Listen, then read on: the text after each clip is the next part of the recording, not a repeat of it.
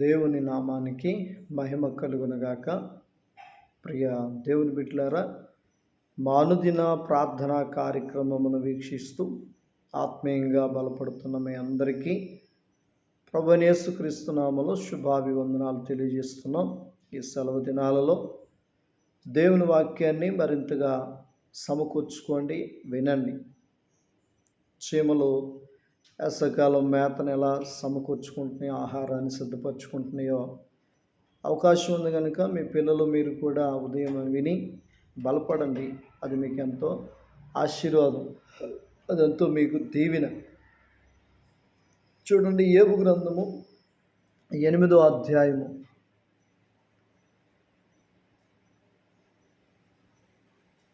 6వ వచనం. నీవు పవిత్రుడివై యథార్థవంతుడివైన ఎడల నిత్యముగా ఆయన నీ యందు శ్రద్ధ నిలిపి నీ నీతికి తగినట్లుగా నీ నివాస స్థలమును వర్ధిల్ల చేయును. చాలామంది ప్రార్థనకి వెళ్తున్నామండి, ఎందుకో మేము వర్ధిల్లట్లేదు. ప్రార్థనకి వెళ్ళకముందే బాగున్నామండి,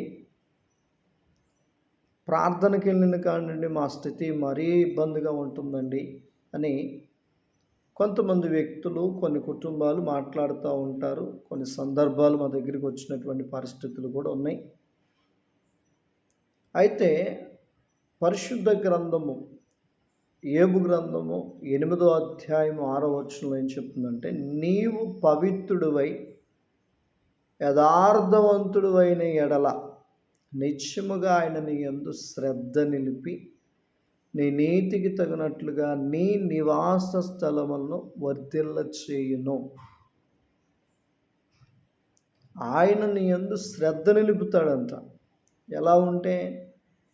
పవిత్రుడిగా ఉంటే, యథార్థంగా ఉంటే నీ యందు ఆయన ఏం నిలుపుతాడు? శ్రద్ధ నిలిపి నీ నీతికి తగినట్లుగా నీ నివాస స్థలాన్ని వర్ధిల్ల చేస్తాడు.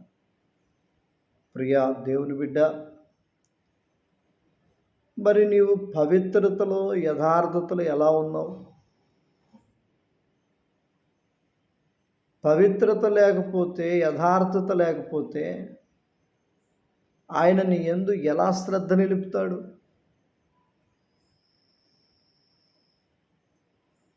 కొన్ని సందర్భాల్లో అవసరాన్ని బట్టి పవిత్రతను పోగొట్టుకుంటున్నారు, అవసరాన్ని బట్టి యథార్థతను పోగొట్టుకుంటున్నారు. అప్పుడు ఆయన శ్రద్ధ నిలుపుడు, వర్ధిల్ల చేయడు. పరిస్థితులు ఎలా ఉన్నా, ఏంటి ఎలా వచ్చినా సరే నీవు పవిత్రతను, యథార్థతను వదలకూడదు. యోసేపు పరిస్థితి ఎంత దారుణంగా వచ్చింది నిజమే.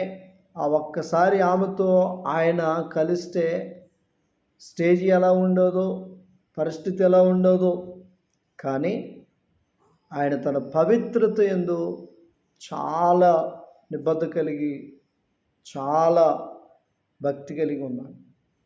అందుకే దేవుడు యోసేపు మీద శ్రద్ధ నిలిపి ఆయన నీతికి తగినట్టుగా ఆయన వర్ధిల్ల చేశాడు. మనం పవిత్రతలోనూ యథార్థతలోనూ సరిగ్గా ఉండం. దేవుడు మమ్మల్ని దీవించలేదయ్యా, మేము బాప్తిసం తీసుకున్నాం, మందిరానికి వెళ్తున్నాం, సంవత్సరాలు అయిపోయినాయి అంటాం. ఇది మనకు వచ్చే మాట.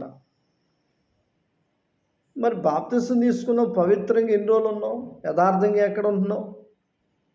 నీ నీతికి తగినట్లుగా ఆయన నీ నివాస స్థలాన్ని వర్ధిల్ల చేయాలి అంటే వాటిని మొదట కాపాడుకో. యోసేపును ఆశీర్వదించినట్లుగా నిన్ను కూడా దేవుడు ఆశీర్వదిస్తాడు. ప్రార్థన చేసుకుందాం. పరిశుద్ధుడా, ప్రేమ కలిగిన దేవా, మీరు మా యందు శ్రద్ధ నిలిపేంత యథార్థత, పవిత్రత మాకు కలిగినట్లు, మేము జీవించినట్లుగా సహాయం చేయండి. కుటుంబాలను, బిడ్డలను కట్టండి. సాతానుకి ఎక్కడ మేము దొరకక పరిశుద్ధత కొరకు పారిపోయి భక్తి చేసేవారుగా ఉండటానికి సహాయం చేయండి. ఉదయం అందరినీ దీవించి ఆశీర్వదించి ఆరోగ్యములు ఇవ్వండి, నెమ్మది సమాధానమును కలిగించి వాళ్ళ నివాస స్థలములను ఆశీర్వదించి వాళ్ళ పవిత్ర జీవితం, యథార్థ జీవితాన్ని బలపరచమని యేసు నామములో అడుగుచున్నాను తండ్రి. ఆమేన్. God bless.